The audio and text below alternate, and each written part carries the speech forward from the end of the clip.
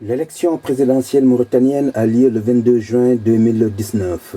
Pour la course au Palais Ocre, une délégation représentant le candidat indépendant Biram Da Abed est venue à Bordeaux pour participer à une rencontre-débat autour du thème « Participation et enjeux des élections présidentielles en Mauritanie ». Nous sommes donc allés à la rencontre de cette délégation constituée du porte-parole, de membres de la coordination Europe, mais également de la représentante internationale de Biram Da Abed. Je m'appelle El Achfal, porte-parole de Biram Da Abed, qui est le candidat aux élections, présidentielles en Mauritanie, ce 22 juin 2019, Inch'Allah. C'est sa deuxième participation aux élections présidentielles en Mauritanie.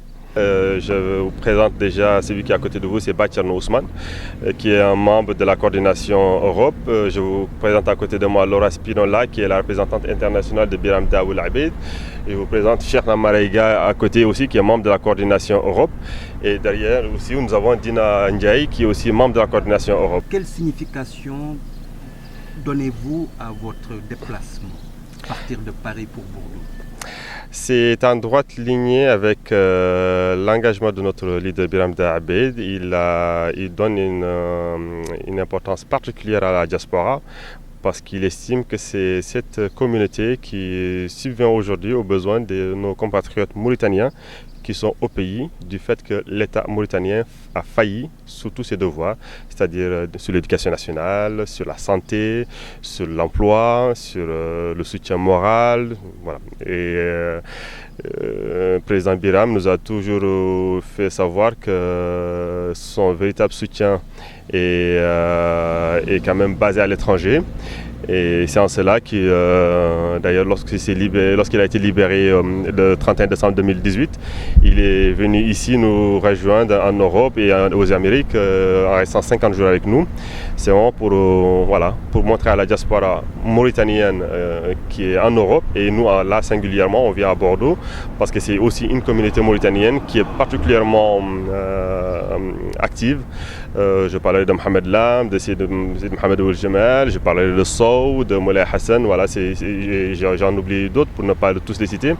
Voilà, ils ont tous été actifs et ça fait des années qu'ils sont actifs, et pendant que notre leader Biram Da Abed était encore en prison au mois d'octobre 2018, nous étions venus rencontrer la communauté mauritanienne, et aujourd'hui Biram Da Abed est candidat aux élections présidentielles. Naturellement, on revient vers nos compatriotes.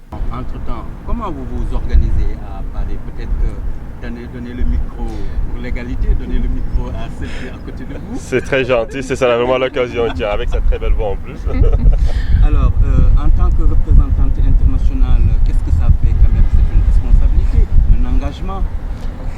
Oui, je commence pour dire bonjour et vous remercier encore une fois pour l'invitation. Être la représentante internationale de Biram, c'est quand même une très grande responsabilité, pouvoir représenter et véhiculer dans la mesure de nos possibles, de ma possibilité autant que personne, parce que Biram représente au-delà d'une personne, représente un mouvement, représente l'humanité en soi, représente un pays et tout un changement d'une nation. Du coup, ça fait plaisir en même temps, mais ça n'empêche pas qu'il a un très grand engagement et responsabilité. Très bien.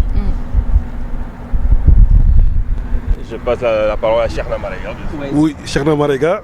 D'abord, tous nos remerciements à Kadou, parce que c'est un outil d'intégration africaine. Quand ils viennent vers nous pour parler de la question mauritanienne, c'est l'ensemble de la question africaine qui est abordée. Ils sont intéressés à ces questions. Donc nous sommes là pour la campagne de Biram Da Abed à Bordeaux pour essayer de l'accompagner à conquérir le pouvoir mauritanien. On souhaite une alternance. Ça fait plus de 59 ans, 60 ans, c'est la même ethnie qui est au pouvoir, alors que les Mauritaniens aussi aspirent à la liberté et aspirent à l'alternance comme les autres pays voisins. Je suis né en Mauritanie, à Nouakchott, à la Chocogine PS, et j'ai grandi en France. Et en fait, je pouvais rester en France et me dire je m'en fous de la Mauritanie, mais je suis extrêmement attaché à ce pays. et surtout très content de la délégation de Biram, parce que c'est des gens qui sont loyaux, parce qu'il faudrait le changement en Mauritanie. Et pour cela, la seule personne qui peut nous apporter le changement aujourd'hui, c'est le Biram. Voilà, c'est le seul qui peut nous apporter ça. Donc les autres, c'est juste la mascarade, quoi. Est-ce que vous pouvez nous décliner les raisons pour lesquelles il a été enfermé en Mauritanie? Alors, notre leader Biram Da Abeid a été enfermé jusqu'à 4 fois. Pour comprendre vraiment le fond, c'est parce que c'est un leader qui dénonce une injustice que subissent nos compatriotes. Et son dernier enfermement était le dernier coup qu'avait organisé l'État mauritanien pour l'empêcher de participer aux élections législatives municipales et régionales.